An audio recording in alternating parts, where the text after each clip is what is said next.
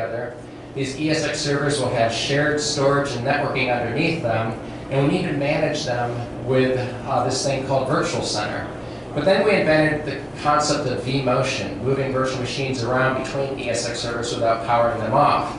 And then we invented the concept of distributed resource scheduling, whereby we looked at all the ESX servers combined as a giant pool of processing and memory that virtual machines, again, it would move around, but we needed a brain to manage all that between Virtual Center server and those ESX servers all working together.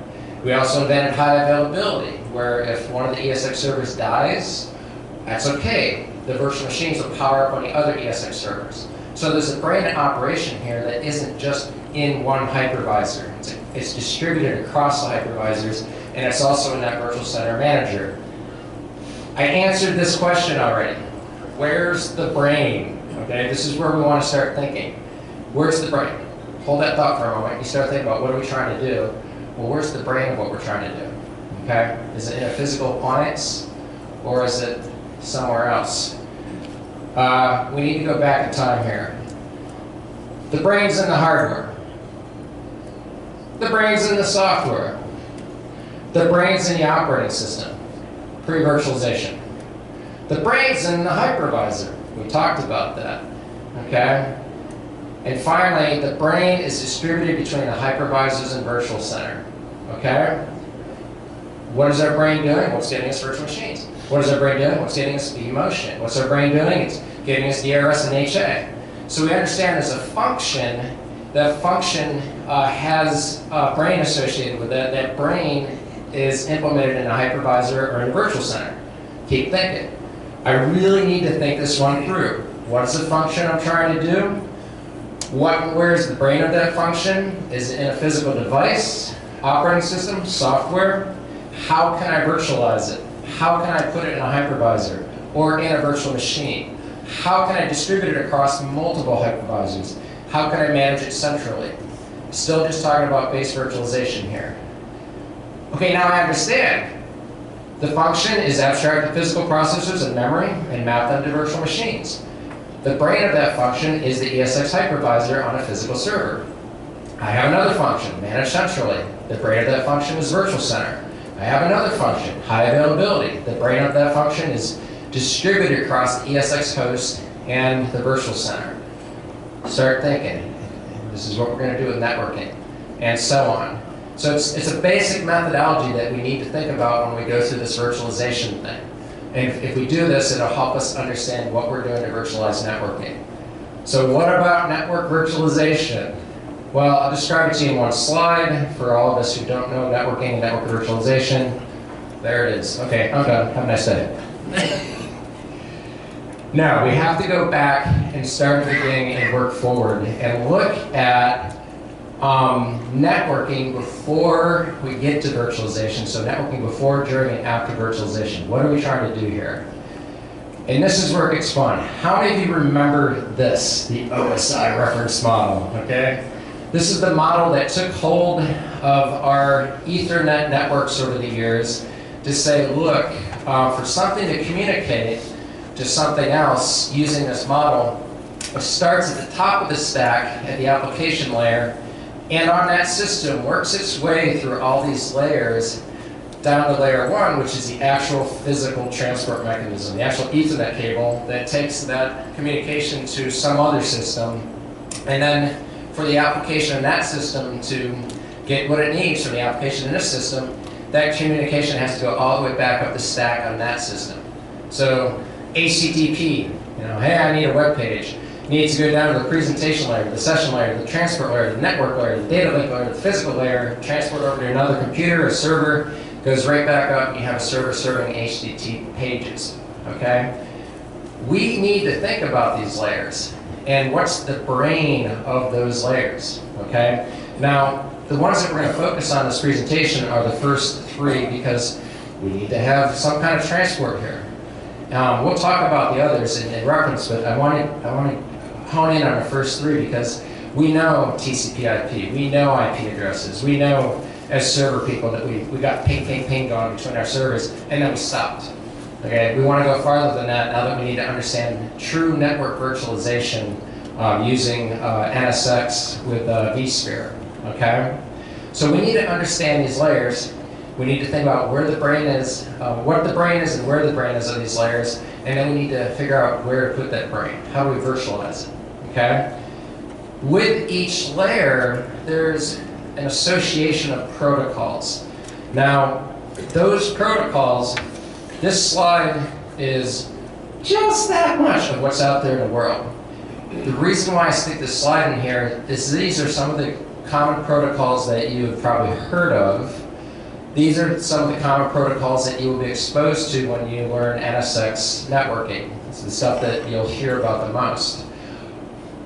At the bottom of the slide, I literally say, go to Wikipedia and study.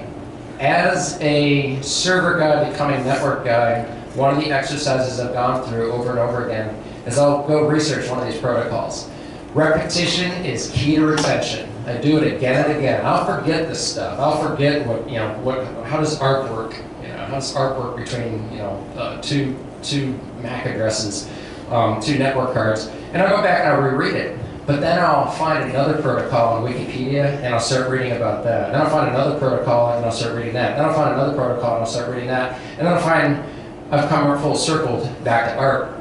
In that exercise, I'll become more and more familiar with the concepts of networking, how it all works, and I'll start looking at YouTube videos and the whole 9 yards. And by my 6th beer, I think I've got it. Okay, I've done that before.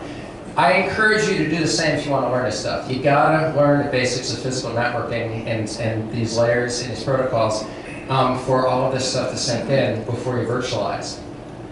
Virtualize. Okay. How many of you are familiar with VLANs? I would hope everybody in the room.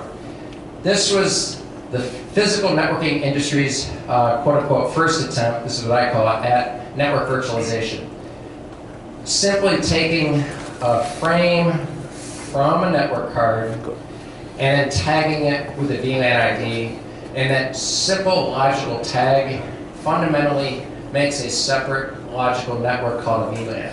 So if two computers have their network traffic tagged with VLAN 10, throw a number on the end of that frame called 10, that means they're on the same layer 2 network, okay? We're at layer 2 here.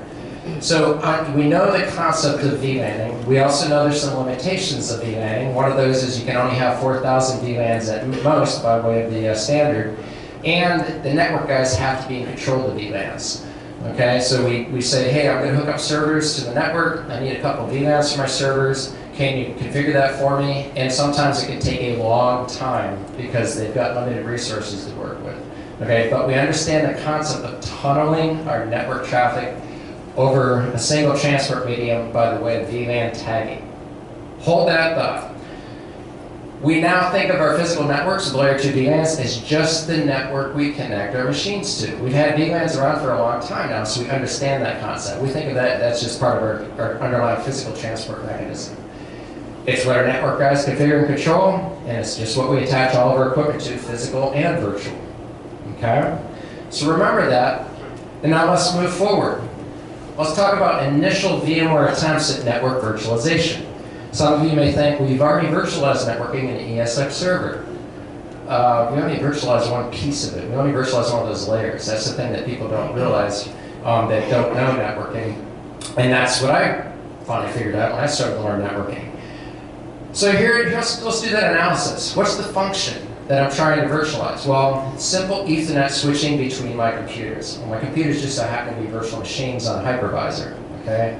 Now, hypervisor has the brain in it to give me my virtual machines. The hypervisor also has the capability of giving me virtual switches.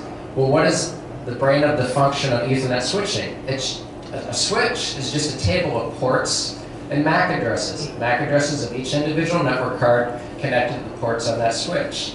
Typically, the brain of a switch is in a dedicated switch at the top of our server rack. We understand those wires and blinky lights going from the back of servers to those physical switches at the top of the rack. Well, we want to move that brain into the hypervisor. There's our light bulb. Hey, let's take that brain that is usually in a physical switch at the top of my server rack and put it in the hypervisor. So when ESX first came out, we created the standard virtual switch. And the standard virtual switch said, hey, each ESX server can have multiple virtual switches, and our virtual machines can be connected to those switches, and they're actual separate logical switches in the hypervisor, as if we had separate switches at the top of a rack, but now it's all in the hypervisor. But then we thought, well, can we distribute that switching brain across multiple hypervisors and manage it from Virtual Center? And the reason why we did this is because having separate ESX servers with all these separate virtual switches, it becomes very unmanageable after a while, because you have to make sure that every single separate virtual switch in these separate ESX server hypervisors has to have the same configuration, and I have to do all that. If I can distribute the concept of a virtual switch across multiple hypervisors, it's just a big MAC and port table that I'm keeping track of, okay? It's just a switch, it's just the brain of a switch, and now it's distributed across all these hypervisors, and it's being managed by Virtual Center. All I think in a virtual space is it's a big switch, okay? How it's implemented is underneath the hood by this brain is distributed across all these hypervisors, okay? And again, managed by Virtual Center. That's just layer 2. That was our virtualization of networking with ESX years ago. These slides are old intentionally.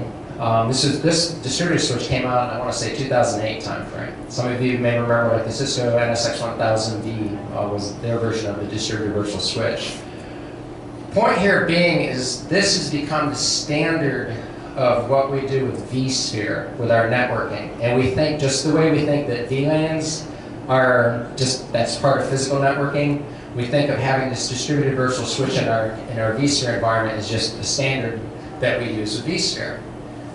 But the challenge is, what about all those other network layers? We haven't virtualized those. Okay, this is where we have to get into the NSX world. We have to start looking at those other network layers and start thinking about, well, what's the brain of those layers, and how do you virtualize that brain? Okay. See in the previous graphic, the lightning bolt strikes our evolving server guy. And NSX. So I forget what year we bought the company Nicira and created NSX or vSphere out of that. They were tackling this. They were looking at the entire stack. And they did start with layer 2. So we're actually going to go back to layer 2 because we need to understand how NSX takes advantage of the existing physical network hooked up to our vSphere that has these distributed switches and layers on top of it the NSX concept of logical networking, okay? Hold that thought. I gotta figure out what the function of each of these layers is. I must determine what the brain of that function is and where that brain is located. I must figure out how to implement the brain of that function, either in the hypervisors or on a virtual machine. I must figure out how to distribute that brain across multiple hypervisors and manage and control it centrally. Same methodology, now we're going to apply it to networking, okay? So what's NSX? Now comes the more technical slides. When I first saw this slide and I saw, it's a networking overlay, I was like, what? What does that mean? Networking overlay? Well, look, you can have these logical switches, and like, look, there's 2 separate logical switches across my entire environment. Multiple data centers controlled by Virtual Center, or even multiple virtual centers, and have a logical switch. It's a 1 layer 2 logical switch, as if a virtual machine in that data center and a virtual machine in that data center are on the same layer 2 wire. I know I can do this with this networking overlay. I'm still going, what is a networking overlay? Okay? I've heard all this in the past, like, what is a networking overlay? All right, let's talk about that. We start with the concept we already understand. Tunneling networks, virtual networks, logical networks at layer 2 using VLANs. We already know that exists. We accept that as a standard underneath the hood. That's what our physical network is doing now. Introducing a new standard called VXLAN, Virtual Extensible LAN. Same exact idea, but now we can tunnel inside of the tunnel, okay? And it's the same exact idea. I take a frame, an Ethernet frame, coming out of a machine, and I tag it with a number. And that number with VXLANs can be up to 16 million. So I can tag a frame with VXLAN 5000.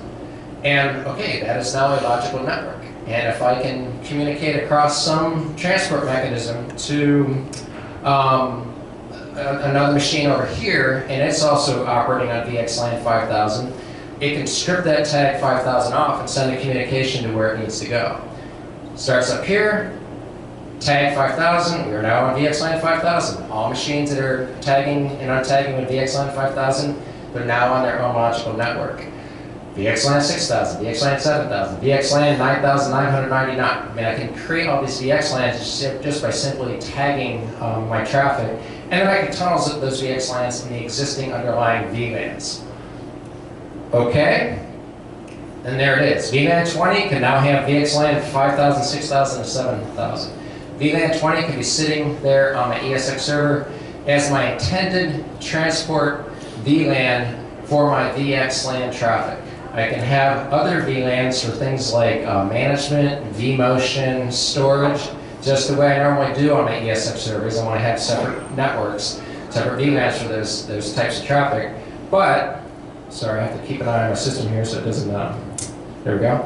My VXLAN, I'm going to have one VLAN, and then I'm going to further tunnel using my VXLAN tags so that I can have up to 16 million separate networks in that one pipe. I'm not going to give you 16 million. That would be kind of overkill. Bear with me here. I have a little drawing I'm supposed to do. My system just locked up. Hold that thought. Okay, I'm back. So I'm not going to give you 16 million VLANs, but the capability is there to have a whole bunch of networks, okay? A whole bunch of these VXLANs. Now, it's time to draw, and it's time to go back to that overlay thing. What is NSX? It's a networking overlay. I want to go back to layer 2, and I want to draw what we've talked about so far. So I got to slow down for a moment here. Stay calm, Hans. Make sure everything's working. Swipe. Yeah. Okay, it's working. I'm having technical issues this morning up to 5 minutes before the presentation, so. All right. So I'm going to start by drawing, well, we're used to this. Here's a rack of servers. Server, server, server, server, server, blah, blah, blah, blah. And at the top of this rack, switch, switch. The switches will have some kind of interconnect. The servers will connect to the switch with more than one cable each. So you have redundant connections from the servers, redundant connections to the switches, and above the switches you'll have same kind of idea, routers. You know, these are, here, the symbol for router is that. That's what I'm trying to draw on there. And the switches will connect to the routers, so you'll have redundant connections there. And then the routers will eventually connect somewhere. There's a firewall out here, okay?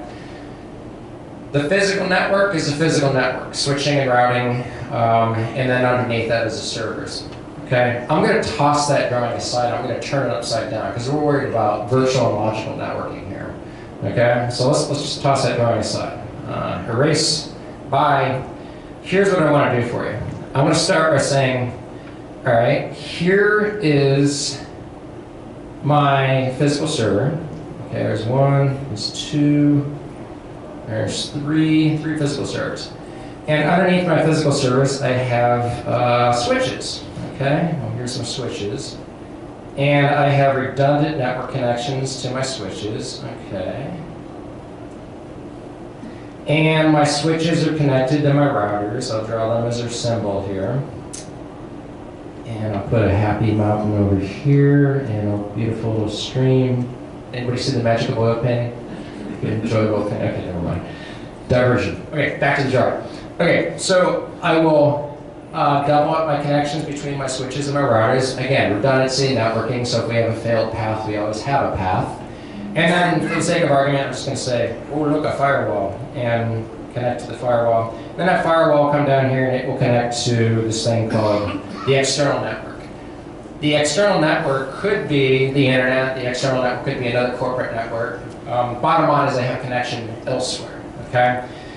So if I look at this from a physical networking standpoint, and I think about those layers, well, I say, well, what's the purpose of a switch? It's at layer 2. Well, layer 2 says I have a port and MAC address table, and I'm just going to say PM because I've been having issues actually drawing letters. I draw boxes, but my pen is weird about drawing letters.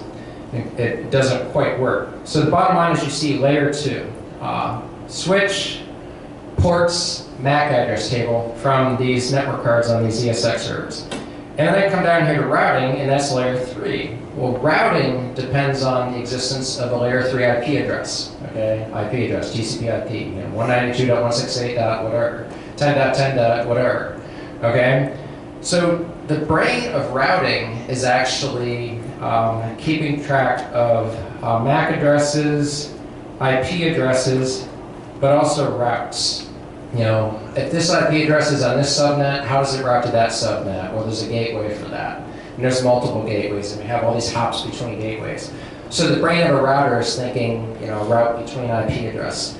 So we got the switch, brain of a switch, port MAC address table, brain of a router, you know, going between IP addresses. That's my brain, routed between IP subnets. Firewall, my brain is going to be layers 2 through 7, depending on what I'm trying to block.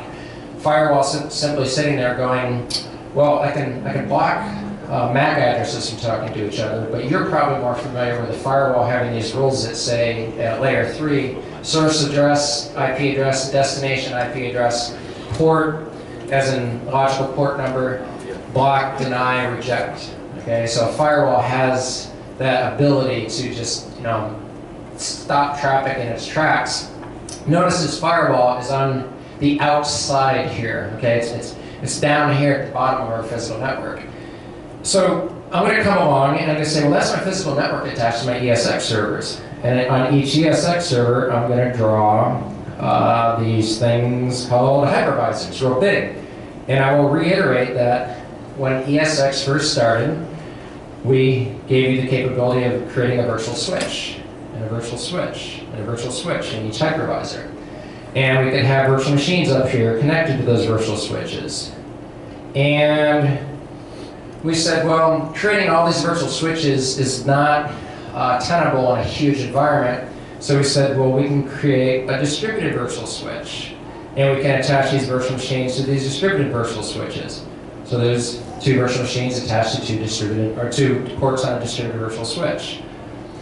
Now, let's, for the sake of argument, say I had multiple distributed virtual switches up here, and I had different virtual machines attached to the different distributed virtual switches, and the virtual machines were on 2 different subnets. I'll call it A and B just to be simple. Subnet A and subnet B without giving you numbers.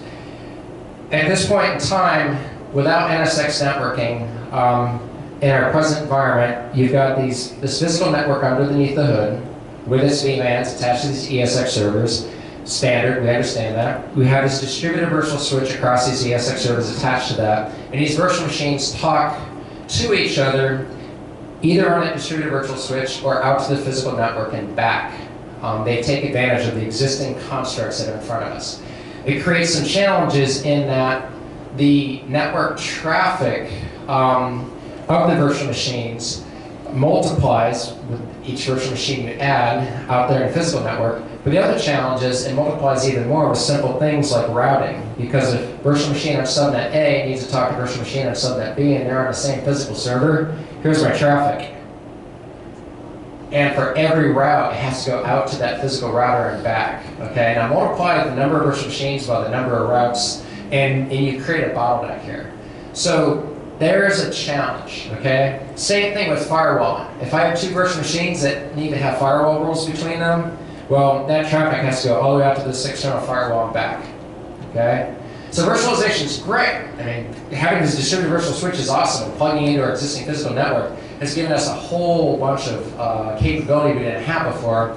But now we're looking and we've also created all these challenges, all this multiplied traffic. Then we look at routing and we're like, why are you going out and back for routing and firewalling when you're on the same physical server, on the same hypervisor? What can we do about that? Okay? Well, let's clear this up and add another page here. And let's talk about that networking overlay, okay, with NSX. First thing I'm going to do, well, I'll redraw my servers here, And I'm going to say over here, I've been managing my servers with the Virtual Center, so I should probably put that in there. And I'm going to add this thing called the NSX Manager. I'll just put a big NM there, the NSX Manager. And those two are going to work together. Virtual Center is going to give you my distributed, switch across these hypervisors. NSX is going to start looking at the entire stack of networking. Now, for the sake of argument, I'm going to say I have a data center here, data center here, and I'm just going to draw one big hypervisor to be simple. We got multiple hypervisors across these physical servers. And underneath the hood, I'm just going to say I have pipe. I have physical network, okay? It's there. I have VLANs, okay? And all I care about is my ESX service has some way to communicate with each other down here. Up here, I want my virtual machines to be able to talk to each other, as if they're on the same layer 2 network. I want them to see each other as if they're at layer 2. Now, if they're not in the same server, or if they're in another entire data center, I could run between data centers with a wire, one Ethernet cable that's like 10 miles long and run between buildings and attach that layer 2 cable between these environments. I don't want to do that. That would probably not work, although it would make for a fun commercial, okay? So I want to start thinking about this NSX overlay. The limitation of the distributed virtual switch is it stops at the data center managed by Virtual Center. I can't go any further. I want to have a logical layer 2 switch that goes across the entire Virtual Center environment. I want it to go across the boundary of data centers. I want it to go even beyond that. I want it to go to multiple data centers and multiple virtual centers. Well, how am I going to do that? Remember that VXLAN thing, that VXLAN tagging? Remember, in the hypervisor, you can stick what you want that does a function. You can stick the brain of that function in the hypervisor. You already know you got the brain in the hypervisor that does basic virtualization. You got the brain in the hypervisor that does high availability and it's distributed with the other hypervisors. And it's also distributed and managed with Virtual Center. Well, why don't we stick a brain in a hypervisor called the Virtual Tunneling Endpoint, the VTUG. And in the hypervisor, each one of these hypervisors, the VTUG, its job is going to be take that virtual machine network traffic and tag it with the VXLAN identifier. Simply say, if this virtual machine's traffic is tagged with 7000, when that traffic goes out of this ESX server, whatever pipe, I don't care. The ESX servers are talking to each other separately. But they can transport that VXLAN traffic between them such that if this virtual machine is also operating on VXLAN 7000, when that traffic gets over to this ESX server, its VTUG says, oh, I will strip 7000 off that traffic and give that virtual machine what the first virtual machine is trying to communicate with it, okay, with. So it's just like packaging. You give me something, I put a package around it, I deliver it to him, he takes the package off, he now has what you wanted him to have, but it's as if you're in the same room giving the original device to each other. There's no need for the package from a logical standpoint, because you see each other from a logical standpoint. From a physical and a virtual standpoint, it's vSphere working with your underlying physical network. I've got to take your traffic, tag it with a VXLAN identifier, send it over that VLAN. On his end, it comes off the VLAN at the ESX server level. The VTUG says, oh, there's VXLAN 7000. I will strip that tag off and give him what you had destined for him, okay?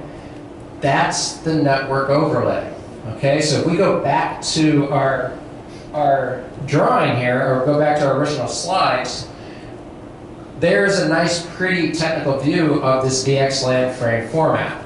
All it shows you is there's an inner Ethernet frame, which is your virtual machine's traffic. This virtual machine wants to talk to that virtual machine. We take that frame and we add a VXLAN header on it, okay, that tag.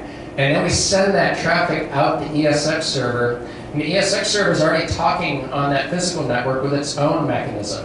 And so that ESX server can talk to other ESX servers. And that physical network can route that layer 3 network traffic, IP traffic, that's down there to wherever it needs to go. So the net result of what we're doing is we're taking, up here at the logical level, the layer 2 network traffic, tagging it with the VXLAN identifier, and then tunneling it over layer 3 IP traffic of the individual ESX servers. Think about that. Layer 2 traffic, tag with VXLAN identifier, 7,000, 6,000, 5,000, I don't care, and then send it on its way to the existing underlying IP traffic of those ESX servers that are already talking to each other. They go, hey, I'm operating with this VXLAN. Okay, that just got routed to me. That layer 3 traffic got routed to me, and oh, there's a VXLAN identifier on it. My VTUG will strip that VXLAN off and send that traffic up to the virtual machine on me, so that those virtual machines up here in logical space think they're on the same layer 2 network. But we know what's really going on under the hood. With those VTEPs, we have some requirements. This is the technical stuff. You have to have some kind of communication between your ESX servers, to be the plumbing, to be the pipe. And you have to have IP connectivity, because the ESX servers are already talking to each other on whatever IP network that you've given them. And the virtual machines are up here saying, well, I want to talk, but I need a mechanism to talk. Well, that NSX overlay is going to give them that mechanism. Another thing to be wary of, or not wary of, but you need to be aware of here, is that on your physical switches carrying this VXLAN traffic, you need to set your mean transport unit to MTU to 1600.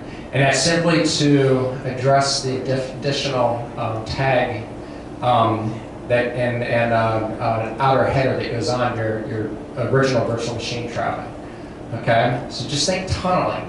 If I tunnel, I got a tag, and if I tag, I may have to have a larger frame. So the MTU goes from a typical 1500 to 1600. And you can use jumbo frames and so on and so forth. Okay, so that's the NSX overlay. Now I can go back to the slide and I can say, oh, there's 2 logical switches there. One of them is VXLAN identifier 6000. One of them is VXLAN identifier 7000. Basically, putting those VTEPs in all these hypervisors and then using this mechanism of VXLAN tunneling creates that network overlay. It creates fundamentally a hypervisor for networking, a logical hypervisor for networking, the mechanism being the VTEPs, the tagging of the traffic, and the tunneling using VXLAN identifiers. So if I look at this graphic closer, I notice underneath the hood I got physical VLAN 20, and inside VLAN 20 I can have a whole bunch of VXLANs. I have VXLAN 6000, I have VXLAN 7000. Represents 2 separate networks across all of these physical servers, ESX servers. Virtual machine 1 says I see you, virtual machine 2 says I see you, third virtual machine says I don't see either one of you. Well, you're on a different VXLAN, dude. That's why you don't see me.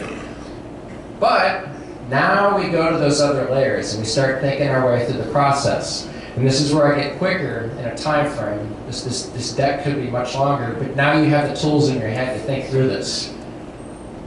NSX overlay takes us to that logical networking with layer 2. Okay, we understand that now. VXLAN tunneling to say, ooh, I can expand or extend a logical network across my entire data center and beyond. That overlay can now have layers of services put on top of it. Let's go to layer 3. What's layer 3? Routing. What's the brain of routing? Well, route between subnets. Keep track of MAC and IP addresses and gateways and route from subnet A to subnet B. Well, in this case, I've got subnet A is 1.1.0, 1.1.1.0, and those 2 virtual machines on that layer 2 network can talk to each other, and they can talk in layer 3 to each other because they're still on the same switch. That other virtual machine is on a completely different TCP/IP subnet, 2.2.2.0. And without that router between them, to now take the communication up to layer 3, they can't talk. It's as if they're 2 separate servers sitting side by side with no wire between them, okay? Or no switch between them. Well, now I have that switch across my entire data center, my VXLAN distributed switch, and now I need the function of routing.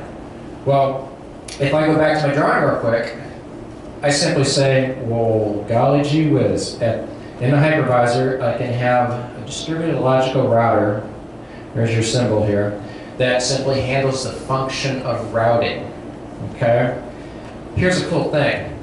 If I go back to my previous drawing, where I had, did I already saw that? Yes, I did. Oops. Oh, there it is. If I go back to my previous drawing, and I think about that problem of having my routing communication go all the way out and all the way back.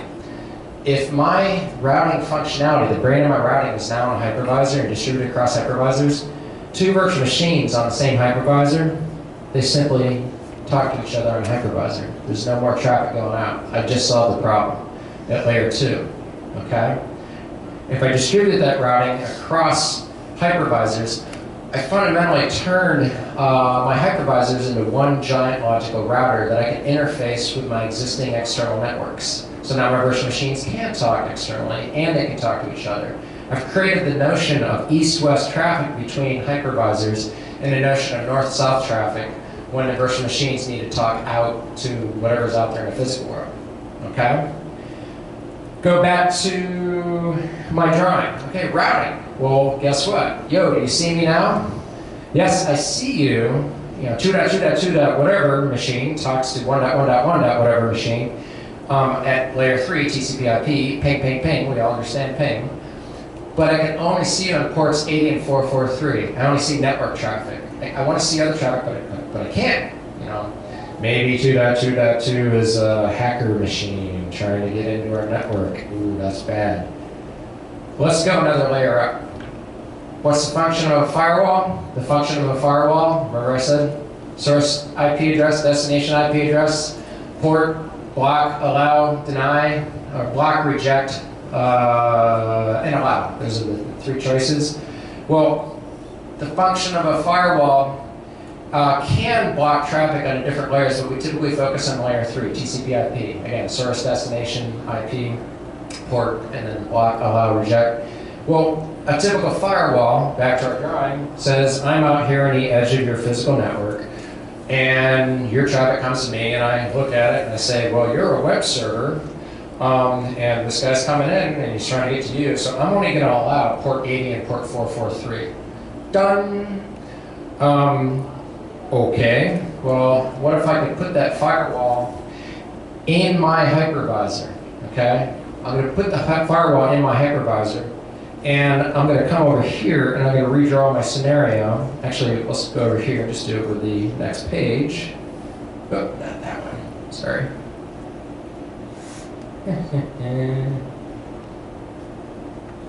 Technical difficulties. Log pauses with a guy who talks a lot makes you look up because you're wondering what's going on. Sorry, sometimes echo what's going on in my head when I'm talking, when I shouldn't. Okay, let's just do it here.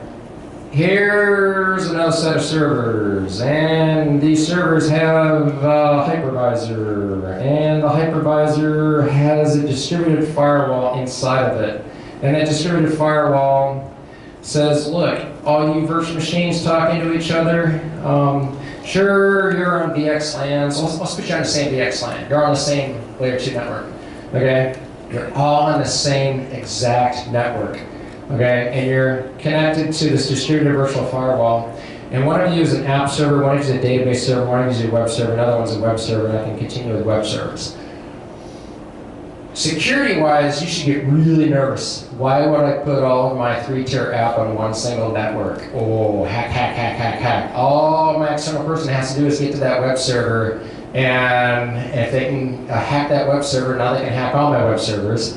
And if they can hack all my web servers, and they know, a little bit about my network, like it's a flat network, and the app and database server is sitting there exposed, going, hack me, hack me. A hacker could get that, okay? And if I look at the model on the left, I realize that, well, all my firewalling is on the edge of the network. I'm already in the network. I don't care about that firewall anymore. I'm in, okay? Well, if I can put my firewall in a hypervisor and distribute it across hypervisors, I have the distributed firewall, okay? Distributed, NSX distributed virtual firewall. And here's the net result of that. The net result is I can stop traffic at the door as soon as it comes into the hypervisor. As a matter of fact, I can analyze that traffic, send it off to a third-party tool for more analysis, have them report back to me, something like Palo Alto Networks or Trend Micro or F5 load balancing, the whole 9 yards. I can send that traffic out, have it come back and say, no, they'll let the traffic leave the hypervisor. Or, traffic's fine, let it continue. So I literally can micro-segment. I can literally say, hey, web servers, you're on the same network, but you cannot talk to each other. And you can only talk to I'll say the database server, or the application server only on specific ports. And the application server can only talk to the database server on specific ports, but it's all happening in hypervisor. An analogy I use in class, which sometimes gets me weird looks, is y'all are sitting in chairs in front of me. I don't want you talking to you. I've got duct tape, okay? First of all, I'm gonna duct tape you to your chair, so because you're not allowed to leave, okay? Because you're in a hypervisor. Okay, so I've got complete control over all communication. I don't want you talking to him, so I'll duct tape over your mouth, okay? Now, I know it's a horrible analogy and it's being recorded, isn't it? Oh, great. Whatever. But it helps you to remember, I can microsegment you from him, okay? Now, right behind you, I might want you to be able to talk to him. So, I'll say, turn around, take that tape off your mouth and talk to him. But I have that level of control. So where I can keep you talking to the people I want and microsegment you from other people in the room. One thing I will say as an aside is if you think of a better analogy using duct tape, let me know, because duct tape is a universal solution to all things. So that and WD-40. Okay, back to my presentation. And that was not an advertisement, that was just to keep you engaged there.